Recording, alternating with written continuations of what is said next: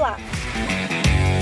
Seja bem-vindo ao Processo Cast, o podcast sobre direito processual apresentado por Guilherme Kristen Meller.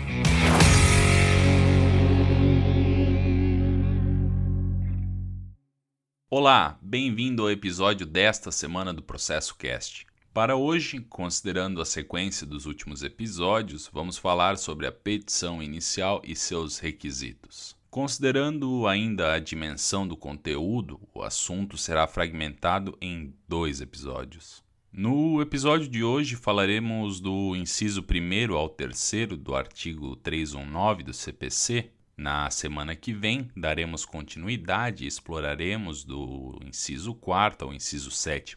Muito bem. A abordagem que farei aqui se refere especialmente aos requisitos da petição inicial. Creio que será um episódio demasiadamente dogmático. Vejam, para que seja possível a formação do processo por meio do protocolo da petição inicial, esta deve, porém, atender a uma série de requisitos. Dispõe o artigo 319 do Código de Processo Civil que, abre aspas, a petição inicial indicará, inciso 1, o juízo a que é dirigida, inciso 2, os nomes, os pronomes, o estado civil, a existência de união estável, a profissão, o número de inscrição no cadastro de pessoas físicas ou no cadastro nacional de pessoa jurídica, o endereço eletrônico, o domicílio e a residência do autor e do réu. Inciso 3º, o fato e os fundamentos jurídicos do pedido. Inciso 4º, o pedido com as suas especificações. Inciso 5, o valor da causa. Inciso 6, as provas com que o autor pretende demonstrar a verdade dos fatos alegados. E, inciso 7, a opção do autor pela realização ou não de audiência de conciliação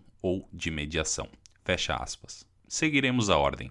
O primeiro requisito da petição inicial, constante no inciso 1º, se refere à indicação do juízo a que é dirigida a petição inicial. Neste ponto, utilizarei como exemplo algo que caiu em desuso, as cartas. No envelope que contém a carta, você encontra o nome e o endereço do destinatário daquela carta, correto? A indicação do juízo é parecida com essa proposta, vez que, observando as regras de competência contidas especialmente no artigo 46 do Código de Processo Civil, impreterivelmente, a petição inicial deve abrir logo no cabeçalho da sua primeira página, indicando o juízo a que ela se dirige. Neste ponto, 2 observações. A primeira observação que eu faço é que a disposição legal menciona que você deve indicar o juízo. Vejam bem, juízo e não o juiz. Isso é uma das mudanças procedimentais advindas com o Código de Processo Civil de 2015. No antecessor à petição inicial, conforme o tombado inciso 1º do artigo 282 do CPC de 73, era dirigida ao juiz ou ao tribunal. Por isso que se utilizava a clássica frase: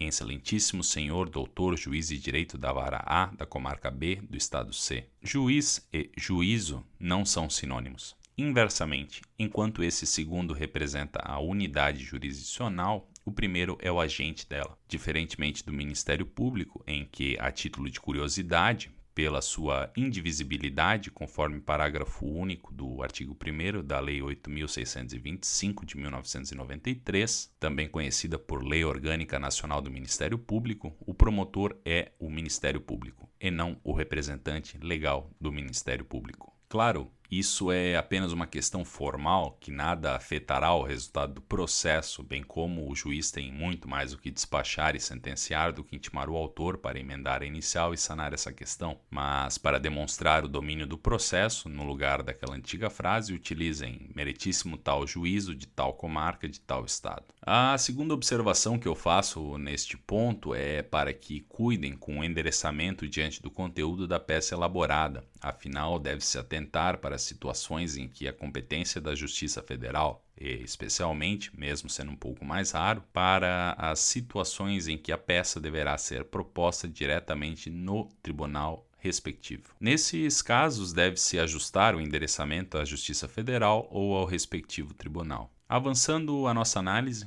o inciso 2º do artigo 319 do Código de Processo Civil versa sobre a qualificação das partes. O que se espera com a indicação de todos esses elementos informados nesse inciso é evitar o processamento de pessoas incertas. Fazendo uma pesquisa na internet, vi que um dos 5 nomes mais comuns no Brasil é Pedro.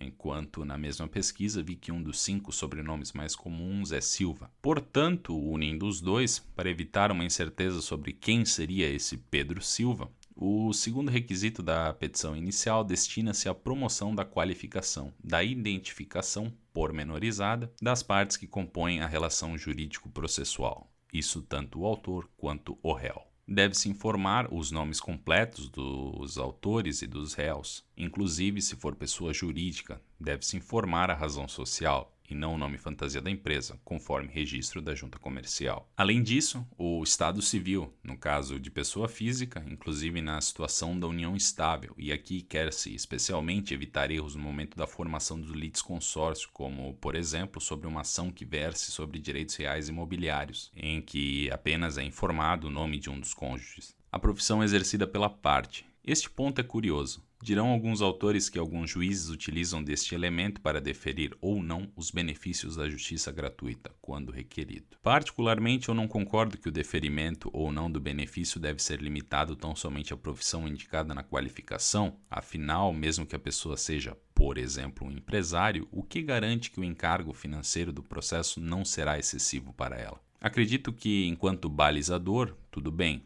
No entanto, a atividade investigativa sobre a condição financeira da parte não deve ser restrita apenas à sua profissão. Seguimos. Além de se informar o CPF ou CNPJ, bem como o domicílio e a residência, deve ser informado o e-mail do autor e do réu. Nesse requisito de qualificação das partes incidem os 3 parágrafos do artigo 319. O parágrafo 1º sustenta que, caso o autor não disponha de alguma das informações previstas no inciso 2º, poderá ele, na petição inicial, requerer diligências para sua obtenção. Neste ponto, a prática forense recomenda a comprovação dessa dificuldade como caminho mais viável para a obtenção do deferimento do requerido. No parágrafo 2º, por sua vez, encontramos a previsão de que a petição inicial não poderá ser indeferida caso, mesmo ausente algumas das informações mencionadas nesse dispositivo, for possível a citação do réu. Supomos o caso em que há o endereço físico do réu, carecendo, porém, do endereço de e-mail. É inviável pensar em deferir a petição inicial tão somente porque não se conhecia o e-mail da parte, vez que há elementos suficientes para que se promova a tentativa de citação da parte adversa. No parágrafo 3º, por fim, fica assegurada a impossibilidade de indeferimento da petição inicial caso a obtenção das informações solicitadas no inciso 2º, abre aspas, tornar impossível ou excessivamente oneroso o acesso à justiça. É possível fazer um episódio apenas com esse parágrafo 3º. Em síntese, explicando aquilo que teóricos que se empenham a estudar o acesso à justiça dirão muito melhor do que eu, o que não se espera com o inciso 2º do artigo 319 do CPC é a criação de obstáculos de cunho formal para o exercício do direito de ação. Perdoe-me pela síntese grosseira. Retomando os incisos, no 3º menciona-se a necessidade de indicar o fato e os fundamentos do pedido. E aqui estamos diante da causa de pedir. Dirá o professor Fred Didier Jr., em seu curso de Direito Processual Civil, volume 1, que, abre aspas, a causa de pedir é o fato ou conjunto de fatos jurídicos, fatos da vida judicializados pela incidência da hipótese normativa e a relação jurídica, efeito daquele fato jurídico trazido pelo demandante como fundamento do seu pedido. Tem assim o autor de, em sua petição inicial, expor todo o quadro fático necessário à obtenção do efeito jurídico perseguido, bem como demonstrar como os fatos narrados autorizam a produção desse mesmo efeito. Deverá o autor demonstrar a incidência da hipótese normativa no suporte fático concreto. Fecha aspas. Sobre a causa de pedir, muito se disserta. Há um vasto material doutrinário a respeito, todavia, para não desvirtuarmos o assunto, vamos aplicar uma síntese do ponto pragmático. A partir do conceito anteriormente exposto, o que se espera a partir desse inciso 3º é que se indique pelo autor o ou os fatos que ensejaram na propositura dessa petição inicial, em que se espera a prestação da tutela jurisdicional pelo Estado, bem como que se demonstre que esses fatos narrados possuam base jurídica. No plano da estruturação, levando-se em consideração o meu tempo de prática, poucas foram as peças que eu vi que trabalharam em um mesmo tópico os fatos e os fundamentos do pedido. Em síntese, comumente, logo após a qualificação das partes, havia a construção dos fatos e após a construção dos fundamentos da pretensão da parte autora. Claro, isso aqui é uma questão de opção de escrita e de construção das peças. Não há jeito correto e, portanto, único de se expor os fatos e os fundamentos do pedido. Muito bem, ficamos por aqui. Este é o Processo Cast. A obra de arte escolhida para a capa deste episódio é a The Meditation on the Passion, do pintor italiano Vittore Carpaccio. Não se esqueçam que na semana que vem daremos continuidade ao assunto iniciado neste episódio. Aguardo vocês. Até mais. Tchau.